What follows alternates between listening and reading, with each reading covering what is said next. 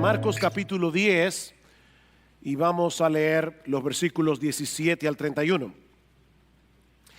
Cuando salía para seguir su camino, vino uno corriendo y arrodillándose delante de él le preguntó: Maestro bueno, ¿qué haré para heredar la vida eterna? Jesús le dijo: ¿por qué me llamas bueno? Nadie es bueno, sino solo uno, Dios. Tú sabes los mandamientos: no mates, no cometas adulterio, no hurtes, no des falso testimonio, no defraudes, honra a tu padre y a tu madre.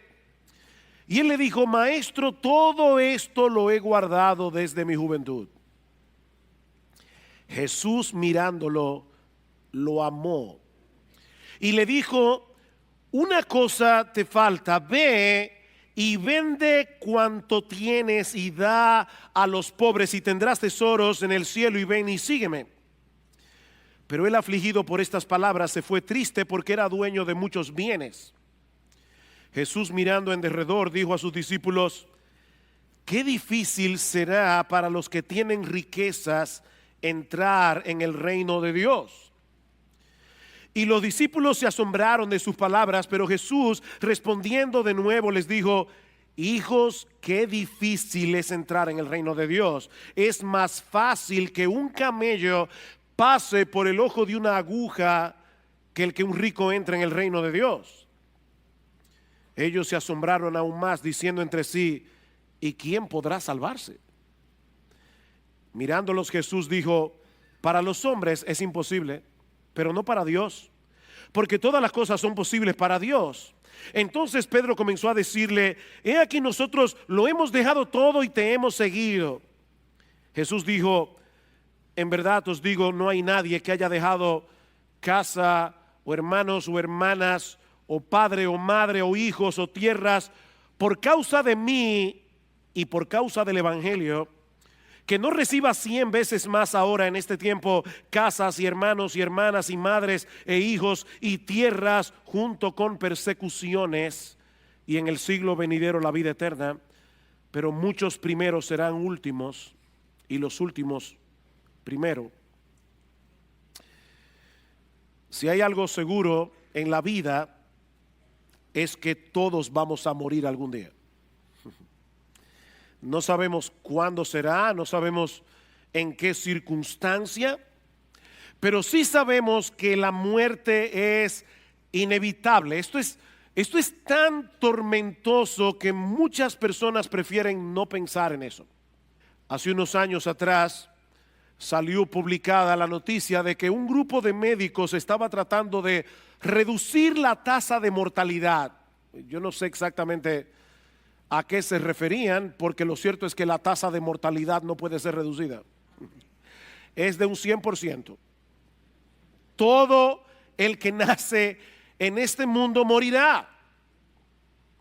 El filósofo y matemático francés Blaise Pascal lo dijo de una manera bastante sombría, pero muy realista. Él decía en uno de sus pensamientos: imaginemos a unos cuantos hombres encadenados y todos ellos condenados a muerte, varios de los cuales son degollados cada día a la vista de los demás, que ven su propia condición en la de sus semejantes y mirándose unos a otros con dolor y sin esperanza aguardan su turno. Esta es la imagen de la condición humana, dice Pascal. Eso no suena muy atractivo, pero es muy realista. Por eso el poeta inglés John Donne dijo aquella famosa frase que luego Hemingway usó en una de sus novelas: no preguntes por quién doblan las campanas doblan por ti.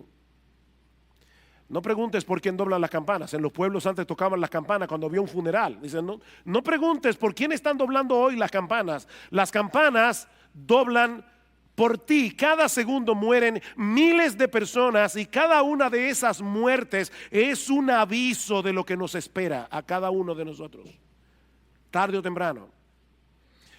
Y aunque yo sé que muchos pretenden vivir como si esta vida presente fuera todo lo que hay, Lo cierto es que Dios puso eternidad en nuestro corazón. Dios puso eternidad en nuestro corazón. Es por eso que el hombre es un religioso incurable. El hombre, aún el ateo, el hombre es un religioso incurable. Algo en nuestro interior nos dice que la muerte no es el punto final de nuestra existencia.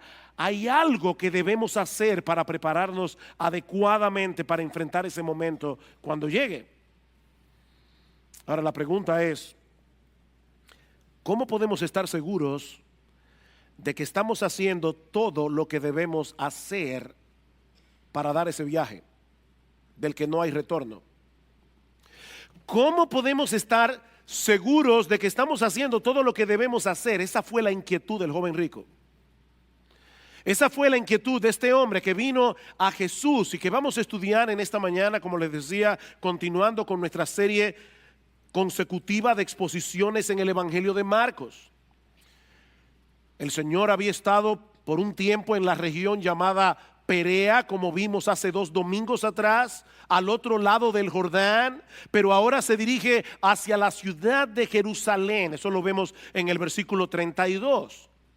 Y unos pocos meses más tarde, en la ciudad de Jerusalén, Jesús sería juzgado, Jesús sería condenado a la muerte. Así que nosotros estamos aquí al principio del fin del ministerio de nuestro Señor Jesucristo, cuando de repente llega este joven, que aparentemente está muy turbado por el estado de su alma delante de Dios. Lean una vez más versículo 17. Cuando salía para seguir su camino, vino uno corriendo y arrodillándose delante de él le preguntó: Maestro bueno, ¿qué haré para heredar la vida eterna?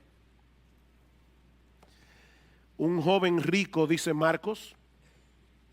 Lucas, en el relato paralelo, nos dice que este hombre era muy rico y que era un hombre prominente. De hecho, la palabra que Lucas usa es gobernante. Este hombre era un personaje en el pueblo de Israel. Probablemente era miembro del Sanedrín, una de las instituciones más emblemáticas, más prestigiosas de la nación de Israel en los días de Jesús. Así que este individuo había tenido bastante éxito en la vida. Era joven, era rico, era influyente, y por si todo esto fuera poco, era una persona bastante moral, era una persona religiosa, como vemos en el resto de la historia. Por eso alguien decía que este es el tipo de joven que todo padre quisiera para su hija. Sin embargo, la historia revela que este joven tenía una inquietud tan grande en su corazón que Marcos nos dice que él vino corriendo al Señor Jesucristo. Hay detalles aquí que no debemos pasar por alto. En el tiempo de Jesús, la gente de prestigio no corría. Eso estaba fuera de la ética social. Pero este joven estaba tan inquieto que viene corriendo delante del Señor y dice que hincando las rodillas delante de él le preguntó: Maestro bueno, ¿qué haré para heredar la vida eterna? ¿Qué pregunta? En otras palabras, maestro, ¿cómo yo puedo estar seguro de que yo estoy haciendo todas las cosas que yo debo hacer para ir al cielo? Lo tenía casi todo, pero había una duda en su corazón que no lo dejaba vivir en paz. Una pequeña duda, una gran duda. Esto no es para hacer chistes, pero me vino a la mente algo que vi hace unos años atrás en una viñeta de esa que salen en los periódicos. Había un individuo en el desierto muriéndose de sed y habían 2 manantiales de agua al lado y un letrero que decía: cuidado, agua venenosa, y en el otro decía: esta agua es potable, y otro letrero que decía: o será al revés.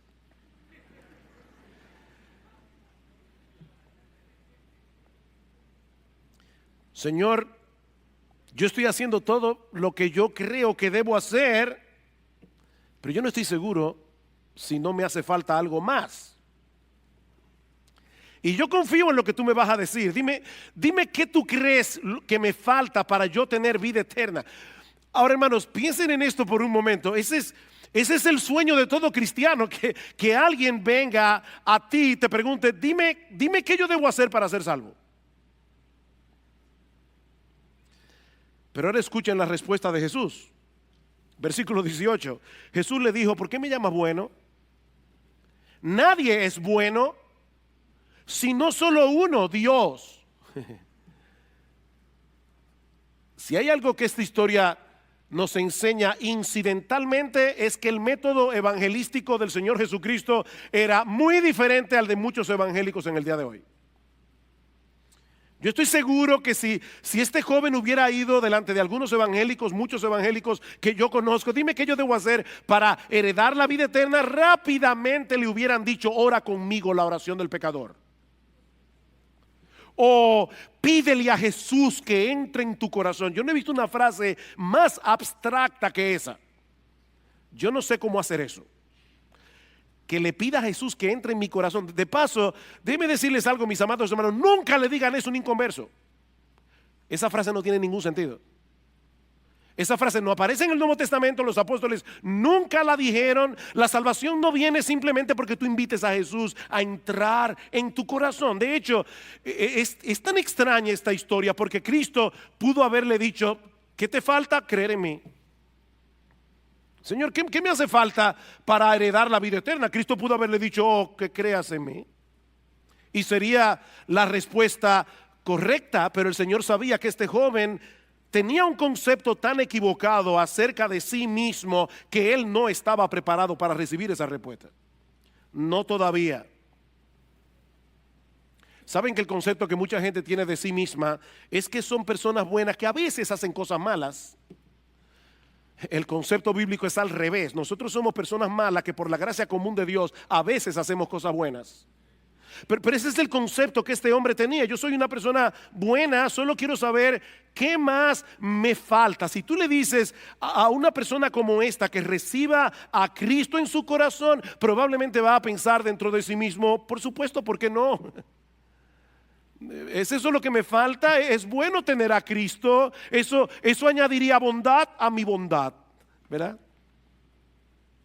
De ahí la extraña respuesta de Jesús en el versículo 18. ¿Por qué tú me llamas bueno? En otras palabras, tú vienes a mí como si yo fuera un maestro común y corriente. Tú vienes a mí como si yo fuera un hombre, igual que tú, solo que con más sabiduría que tú. Ahora, si eso es lo que tú piensas de mí, ¿por qué me llamas bueno? Porque en el mundo entero hay una sola persona que merece ese calificativo y no eres tú, es Dios. Hay uno solo que es bueno. Jesús no está ni negando ni afirmando que Él sea Dios en este pasaje. Ese no es el foco primario de atención aquí. Él simplemente quiere hacerle ver a este joven lo equivocado que él estaba cuando él creía de sí mismo que él era bueno. Porque lo cierto es que en el mundo entero no hay nadie, absolutamente nadie, que sea bueno. Dice Pablo en Romanos capítulo 3 versículo 10, todos se desviaron, a una se hicieron inútiles todos, no hay quien haga lo bueno, no hay ni siquiera uno. Y sí, yo sé que hay personas que son relativamente buenas y son relativamente buenas en comparación con otros seres humanos que son peores. Pero si tú te comparas con el estándar de santidad de Dios, si tú te comparas con la santidad del mismo Dios, con el carácter de Dios, te vas a dar cuenta que tú no eres bueno. No hay nadie que llene esa medida, aunque algunos crean que sí, como es el caso del joven rico, versículo 19. Oigan lo que le dice el Señor. Oh, ¿tú quieres saber qué tú debes hacer para heredar la vida eterna? ¿Tú sabes los mandamientos?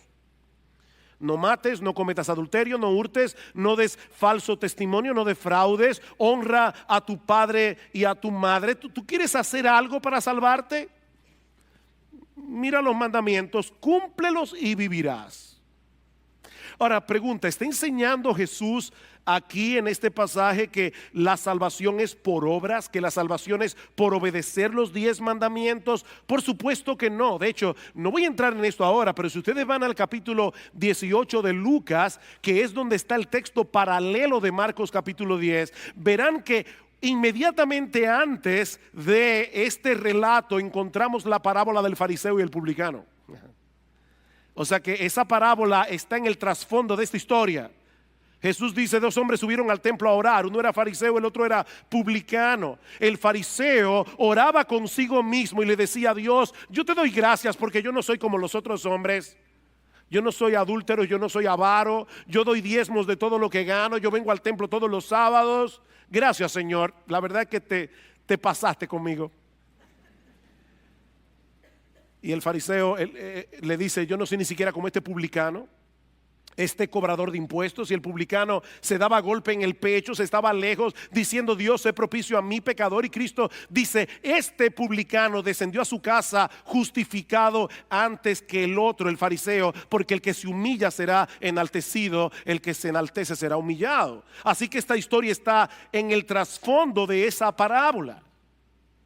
No, Cristo no le está enseñando al joven rico que debía salvarse guardando los mandamientos. Lo que él quiere hacerle ver a este joven es que es imposible para el hombre salvarse a través de su obediencia.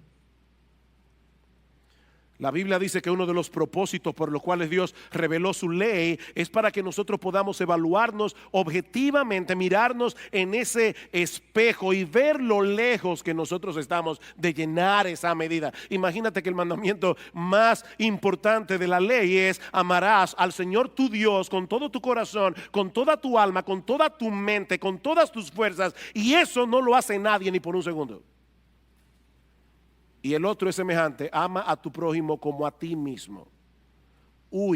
Ama a tu prójimo con la misma intensidad, con la misma energía, con la misma pasión con la que tú te amas a ti mismo. Dime, ¿tú guardas los mandamientos?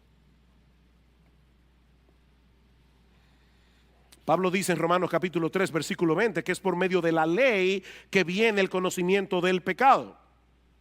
El problema es que este joven no entendía del todo el alcance de la ley. Por eso le dice al Señor en el versículo 20: Maestro, todo esto lo he guardado desde mi juventud. Wow.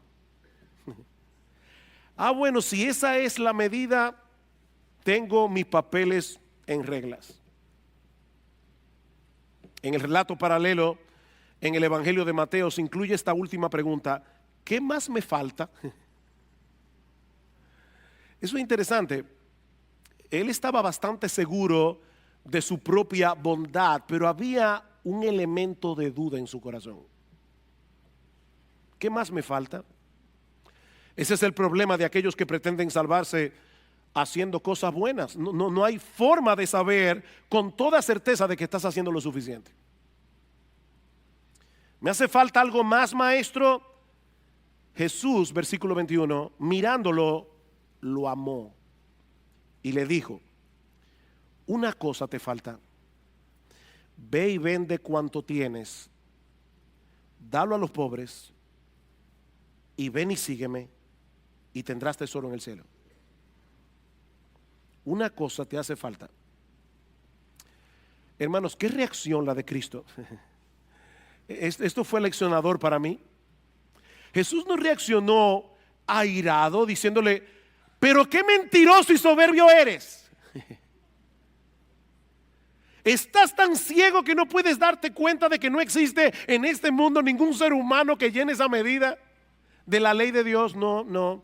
El texto dice que Jesús, mirándolo, lo amó, y Marcos es el único que incluye ese detalle en los evangelios. El Señor Jesucristo sintió una profunda compasión por este joven que estaba perdido en su moralidad. Si me oíste bien, este joven estaba perdido en su moralidad.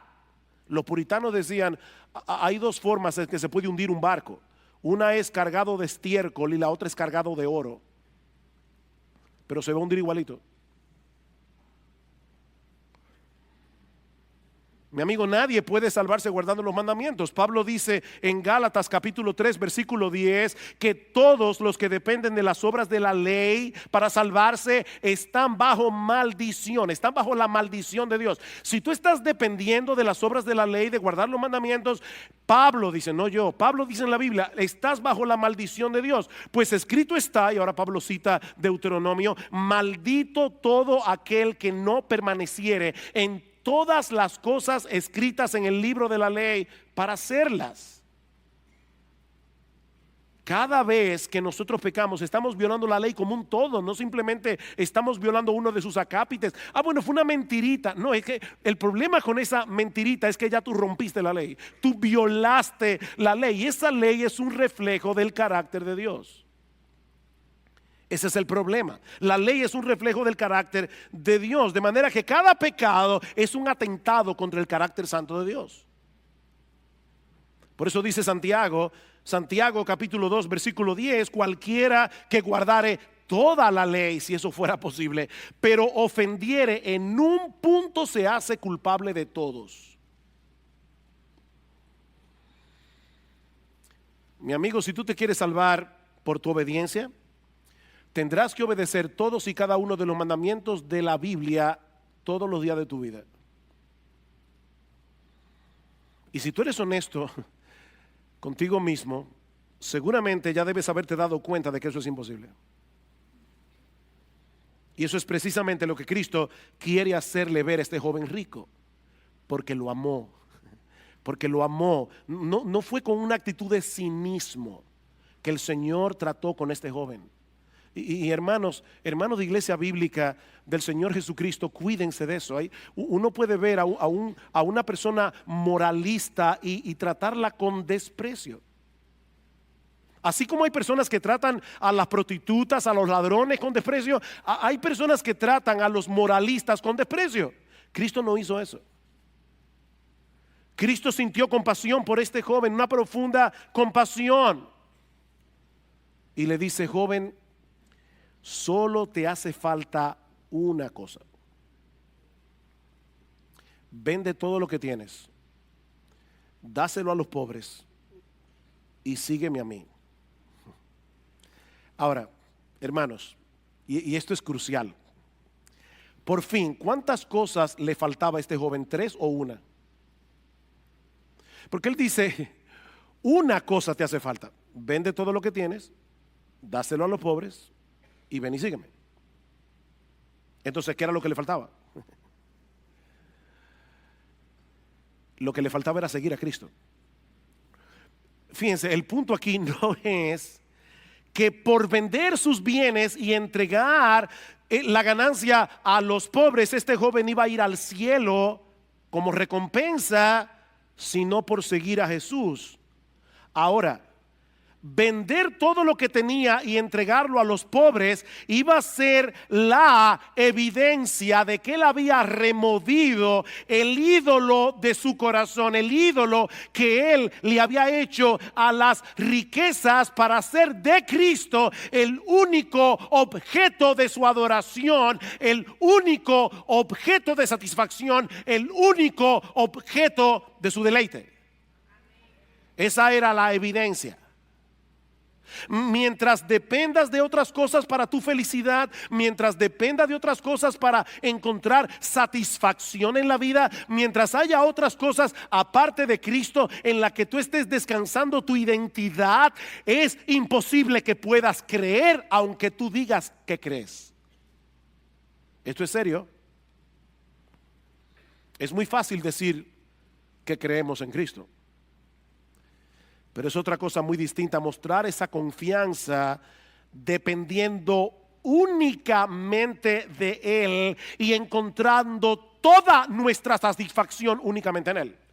Y la palabra únicamente aquí es importante. ¿Sabes lo que Jesús le está diciendo a este joven? Joven, déjame decirte algo. Imagínate la vida sin dinero. Imagínate la vida sin nada de dinero. Y imagínate la vida sin tus bienes. Imagínate la vida sin tus casas. Imagínate la vida sin tus carros, sin tu ropa, sin tus muebles, sin tu vivienda, sin tu cuenta bancaria. Imagínate una vida en la que solo me tuvieras a mí. Pregunta, ¿estarías satisfecho?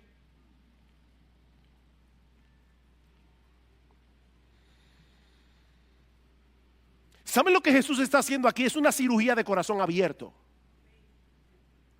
Eso es lo que Jesús está haciendo aquí. Es una cirugía de corazón abierto. Cristo está metiendo el bisturí lo más profundo que Él pueda para tocar el nervio central de la idolatría de ese joven.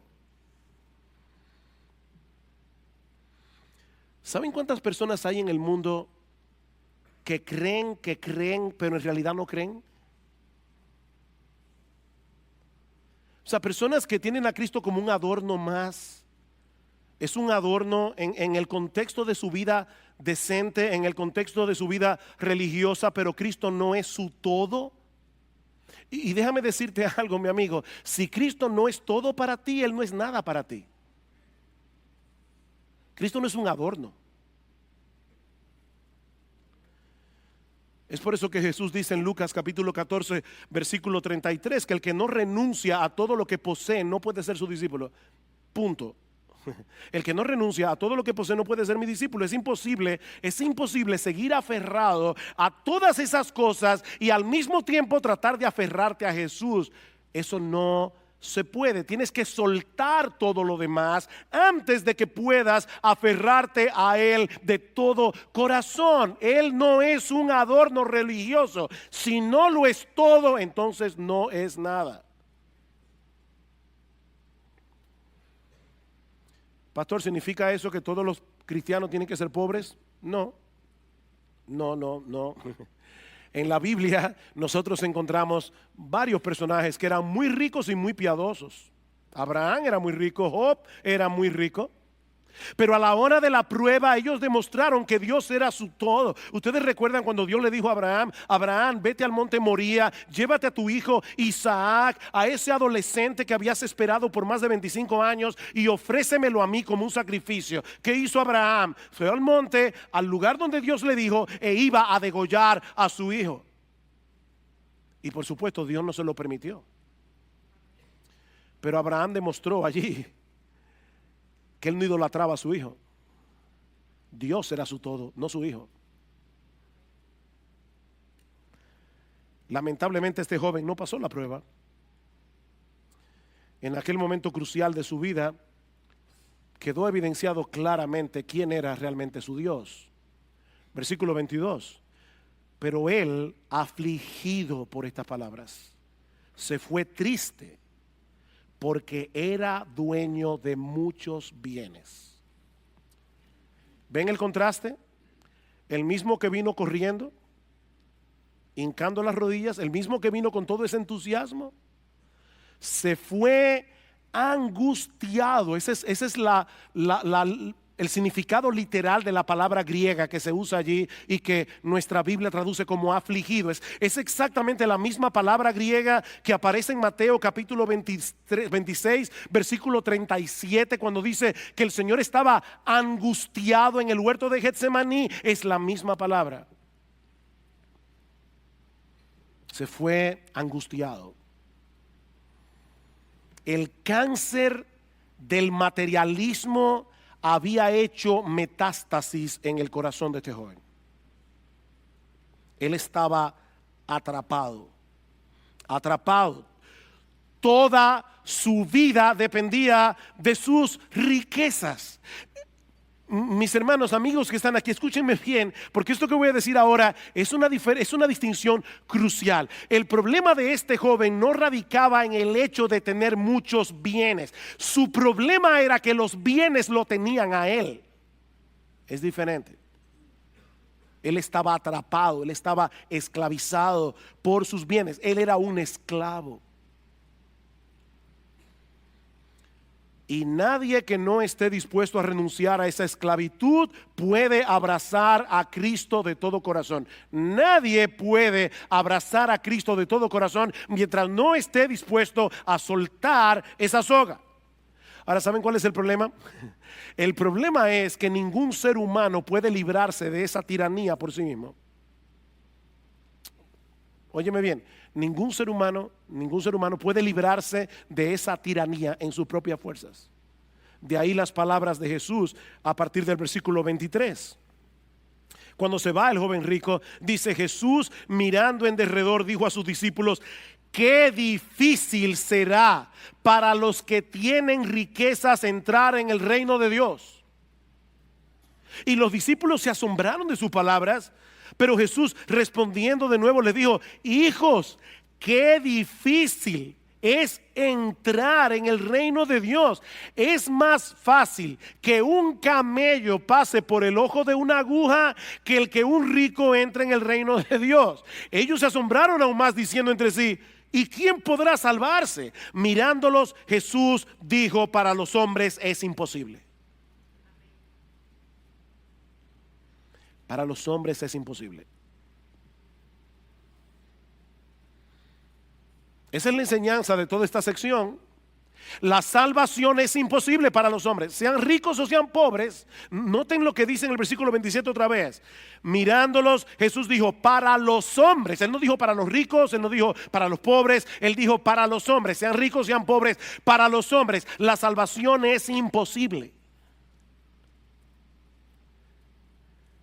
Pero los ricos son más vulnerables a sentirse tan satisfechos en sus riquezas que no sean capaces de percibir lo impotente que son. Están tan acostumbrados a que todo lo resuelven por ellos mismos, a que todo lo resuelven con sus propios recursos, a que solo tienen que buscar la chequera, dar un tarjetazo. Están tan acostumbrados a vivir así que ellos no dependen de Dios. Es muy difícil que ellos vean su dependencia. Es muy difícil que vean su miseria. Es muy difícil que vean el estado tan deplorable en que se encuentran. Por eso resulta más fácil pasar un camello por el ojo de una aguja a que un rico entre en el reino de Dios. Pastor, ¿y qué significa eso? Pasar un camello por el ojo de una aguja, exactamente eso mismo.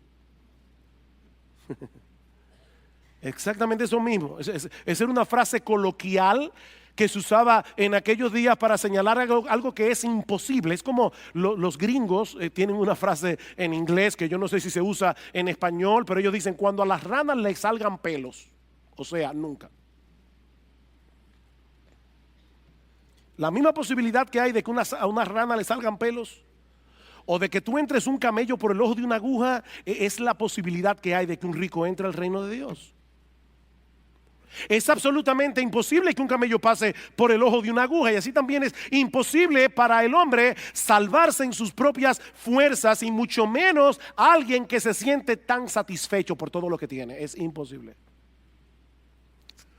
Las riquezas pueden ser un gran problema, pueden ser un gran obstáculo, y pueden impedir a los hombres que vengan a Cristo con humildad, que vengan a Cristo con ese sentido de dependencia del que hablábamos el domingo pasado. ¿Recuerdan cuando estudiamos el texto de los niños que dice: dejad a los niños, venid a mí, porque de los que son como ellos es el reino de los cielos? Dice Cristo en el versículo 15 de Mateo 10 que estudiamos la semana pasada. Dice el Señor aquí: en verdad os digo, el que no reciba el reino de Dios como un niño no entrará en él. Con ese mismo sentido de dependencia, con ese mismo sentido de humillación que tienen los niños. Ahora, esto fue chocante para los discípulos. ¿Se dieron cuenta? 2 veces dice que ellos se asombraron. Y le preguntan al Señor: entonces, ¿quién podrá salvarse? En el contexto cultural de estos hombres, las riquezas eran una señal inequívoca de la bendición de Dios. Si tú eras rico es porque definitivamente el favor de Dios estaba sobre ti. Esa era la mentalidad de los apóstoles. De ahí el asombro. Si resulta más fácil pasar un camello por el ojo de una aguja que el hecho de que un rico pueda entrar en el reino de Dios, entonces ¿quién podrá salvarse? Y la respuesta de Cristo es contundente: nadie. ¿Oíste bien? ¿Quién podrá salvarse? Nadie. para los hombres es imposible. No podemos cambiarnos a nosotros mismos. No podemos limpiarnos de nuestros pecados. No podemos disponer nuestro propio corazón para amar a Dios, para amar su gloria por encima de todo, aún amar a Dios y su gloria más que tu propia vida. Tú no puedes hacer eso por ti mismo. Eso es imposible. Estamos encadenados, condenados a ser unos esclavos miserables, a menos que un poder superior intervenga a nuestro favor. Y eso nos lleva a la segunda enseñanza de este pasaje. La salvación solo es posible para Dios a través de la persona de Cristo. La salvación es imposible para los hombres, la salvación solo es posible para Dios. Vean una vez más el versículo 27. Mirándolos, Jesús dijo: para los hombres es imposible, pero no para Dios, porque todas las cosas son posibles para Dios. Hay esperanza para el hombre porque Dios es todopoderoso. Hay esperanza para el hombre porque Dios puede vencer la obstinación de tu corazón. Dios puede destruir nuestra idolatría. Y es extremadamente importante resaltar esto, porque así como hay muchas personas que creen que no necesitan a Cristo para ser salvos, hay otras personas que tampoco vienen a Cristo porque desconfían de sí mismos.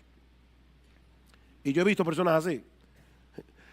Yo no voy a poder vivir la vida cristiana, así que mejor ni lo intento. Yo no voy a poder, eso es demasiado para mí. ¿Sabes cuál es la respuesta de la Biblia? Claro que no vas a poder. Claro que no vas a poder hacerlo en tus propias fuerzas. La salvación es imposible para los hombres, pero no es imposible para Dios. Mi amigo, tú no puedes por ti mismo romper las cadenas que te mantienen esclavizado al mundo, esclavizado al pecado. Tú no puedes, pero Dios puede. Y aun si tú vienes a Cristo en arrepentimiento y fe y te conviertes en cristiano, no vas a poder vivir la vida cristiana dependiendo de ti mismo. No vas a poder. Pero Dios es todopoderoso. Dios es todopoderoso y él puede transformar el corazón de los hombres, como de hecho lo hizo con los apóstoles. Noten el versículo 28. Entonces Pedro, siempre Pedro, entonces Pedro comenzó a decirle: he aquí, nosotros lo hemos dejado todo y te hemos seguido. Honestamente, yo no sé qué había en la mente de Pedro. Yo no sé si él está diciendo: Señor, yo no entiendo, porque tú dices que nadie puede hacer eso, pero eso fue lo que nosotros hicimos. Nosotros lo hemos dejado todo y te hemos seguido. Yo no sé si Pedro, en un arrebato de orgullo, se estaba comparando aquí con el joven rico. Honestamente no lo sé. Y de paso, hermanos, yo no sé de verdad si Pedro aquí se estaba envaneciendo, pero cuidado tú, creyente, con envanecerte. Porque si tú te convertiste al Señor, no fue por tu propia fuerza, no es porque tú eras mejor que aquel amigo tuyo al que también le predicaron el evangelio y no se ha convertido.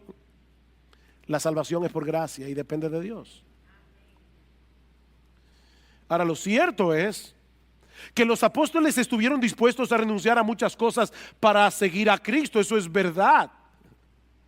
Y Cristo les dice, porque en el evangelio de Mateo se añade: ¿qué pues tendremos? O sea, Pedro dice: nosotros le hemos dejado todo, te hemos seguido, ¿qué pues tendremos? Y Jesús le dice en el versículo 29, Jesús dijo: en verdad os digo, no hay nadie que haya dejado casas o hermanos o hermanas o madre o padre o hijos o tierras por causa de mí y por causa del evangelio, que no reciba 100 veces más ahora en este tiempo casas y hermanos y hermanas y madres e hijos y tierras junto con persecuciones. Qué realista.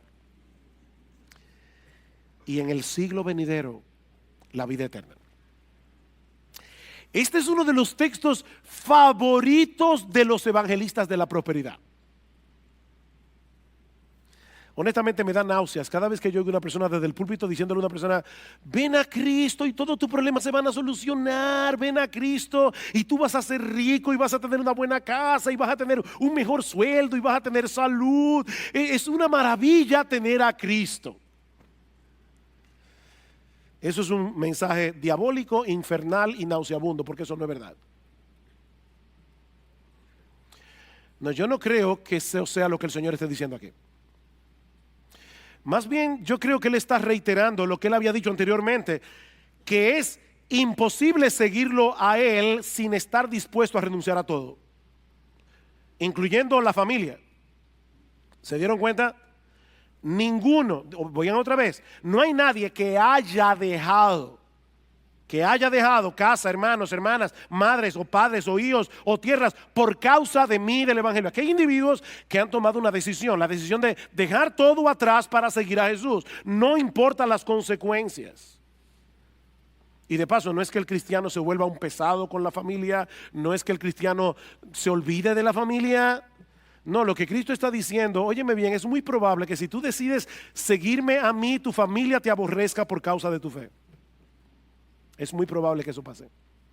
Y de hecho, el mismo Cristo dijo en Mateo capítulo 10, versículo 34, no penséis que he venido para traer paz a la tierra, no he venido para traer paz, sino espada, porque he venido para poner en disensión al hombre contra su padre, a la hija contra su madre, a la nuera contra su suegra. Y yo sé que algunos dirán, pero eso ya todo el mundo lo sabe. No, a la nuera contra su suegra por causa de la fe, no porque la suegra se mete.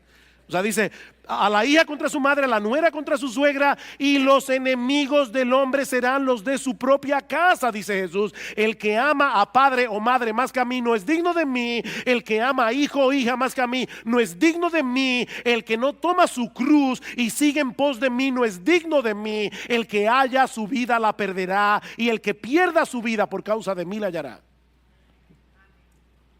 Definitivamente Cristo no se andaba con medias tintas. De nuevo, óyeme bien, le dice Jesús, conmigo es todo o nada. Yo no soy plato de segunda mesa, yo no soy un adorno religioso. Conmigo es todo o nada. Si yo no soy todo para ti, yo no soy nada para ti. El que no está dispuesto a pagar ese precio por causa de Cristo y por causa del evangelio, como dice en el versículo 29, no puede ser cristiano.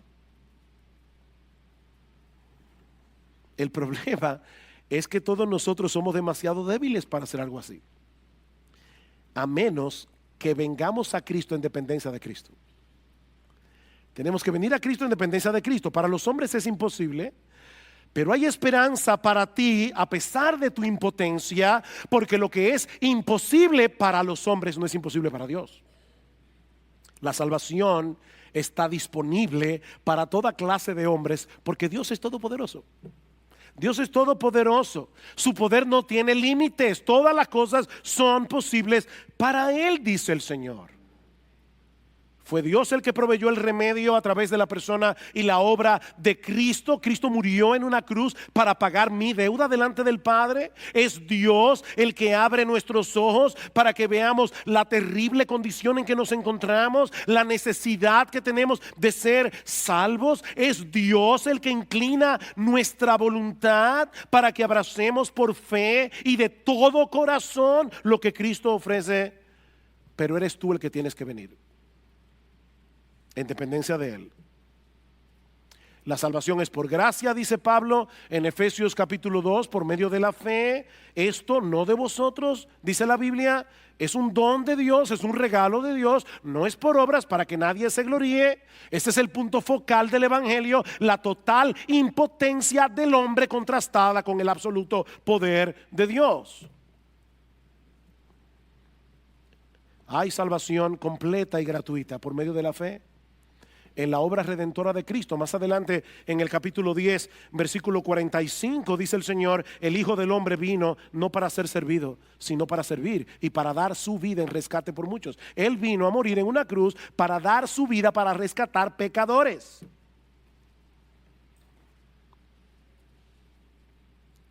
Y es precisamente a través de la proclamación de ese mensaje del evangelio, y por eso estamos predicando hoy aquí, que el poder de Dios se manifiesta para salvación mientras llamamos a los hombres a la fe y al arrepentimiento. Mi amigo, si tú vienes a Cristo, vas a perderlo todo y vas a ganarlo todo.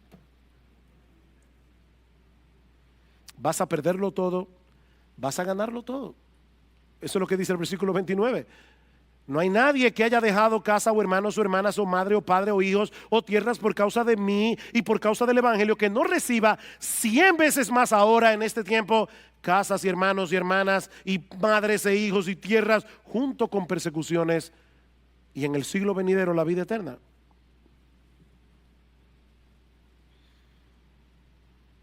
¿Lo que esto significa es que todos los cristianos serán ricos? No. No, yo creo que esta promesa implica dos cosas. Por un lado, que todos los creyentes vienen a formar parte de una gran familia que va a suplir por mucho lo que tú pierdas de tu familia terrenal. Eso es lo que Cristo está diciendo. Si hay algo que a mi esposa y a mí nos maravilla cada vez que viajamos a otros lugares, es que llegamos a un sitio nuevo, conocemos hermanos en Cristo que no conocíamos y al minuto ya somos familia.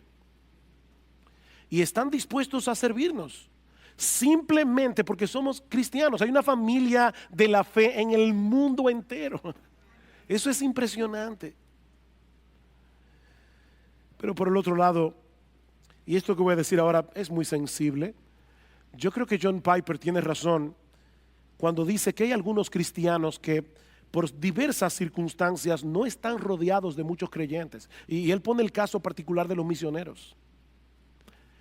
Misioneros que son desarraigados de su país, de su familia, y van lejísimo a predicar el evangelio a lugares extraños. Cuando mi esposo y yo estuvimos visitando a nuestra hija en el mes de mayo, ella nos hablaba de eso, nos decía, esto es difícil, lo más difícil es ese sentido de desarraigue, tú no perteneces a ningún lugar. Y nuestra hija nos decía, y es lo que yo creo que está envuelto en todo esto, ella decía, yo me he dado cuenta que mi hogar está donde esté Cristo.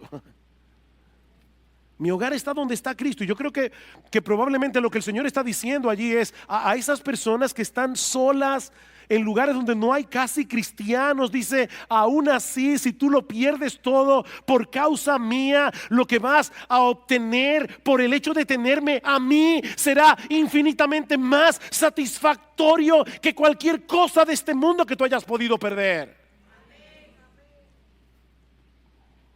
Tú tendrás en mí 100 veces más. Amor incondicional. El amor incondicional de Cristo suplirá 100 veces más el amor de hermanos, hermanas, padres, hijos, tierras, todo. Él será tu hogar y será 1000 veces mejor que el hogar que tú hayas perdido por causa de Él.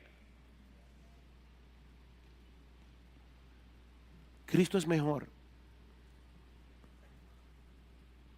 Y cuando te toque partir de este mundo, como decíamos al principio, cuando te toque partir de este mundo, disfrutarás de una incomparablemente deleitosa comunión con Él por los siglos de los siglos. Es de esa vida eterna que el Señor habla aquí en el versículo 30.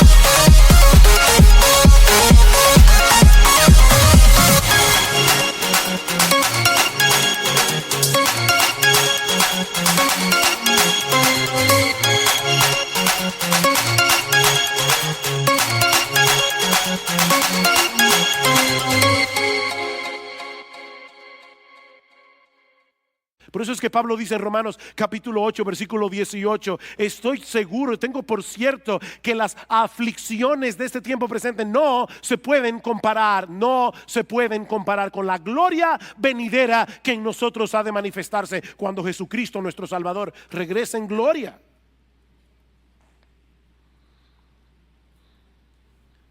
Y nuestro pasaje concluye con esta advertencia: pero muchos primeros serán últimos y los últimos primero.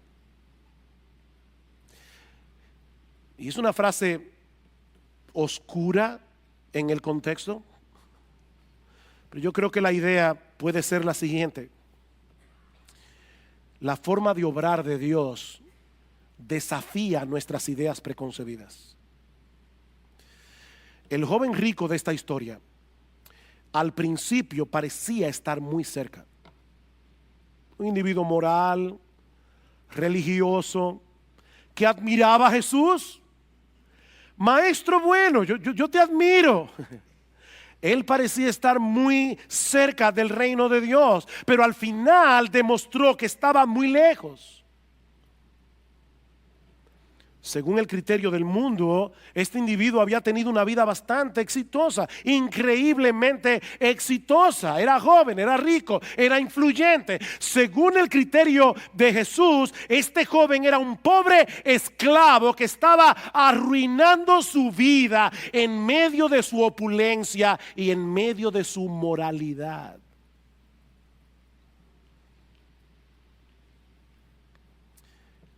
Hermanos, tenemos que aprender a evaluar las cosas con el criterio de Dios, no con el criterio del mundo. De este lado de la eternidad, el mundo celebra las riquezas, celebra la popularidad, celebra la belleza física, y debo decir que no hay nada de malo ni en el hecho de ser rico, ni en el hecho de ser bien parecido, ni en el hecho de tener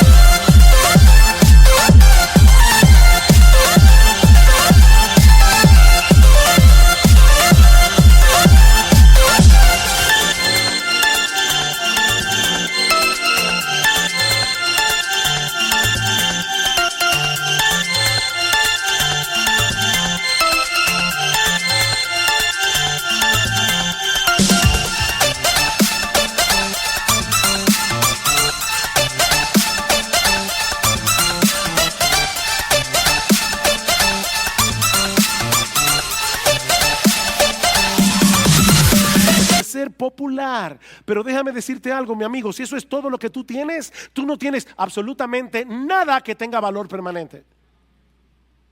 Nada. Tú no tienes nada.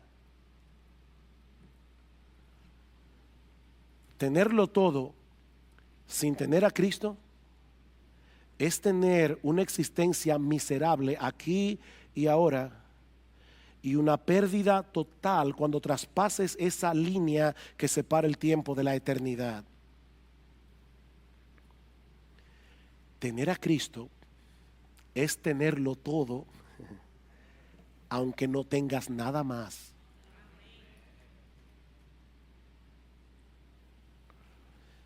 Mi amigo, yo no sé si tú eres rico, si tú eres pobre, económicamente hablando, pero si tú quieres heredar la vida eterna, una cosa te hace falta. No son dos, no son 10, es una sola cosa. Reconoce tu impotencia para salvarte y ven a Cristo con la disposición de seguirle únicamente a Él como Señor y Salvador. O sea, Señor, yo pierdo mi vida por causa tuya. Aquí hay un papel en blanco. Ya rompí esto. Aquí hay un papel en blanco.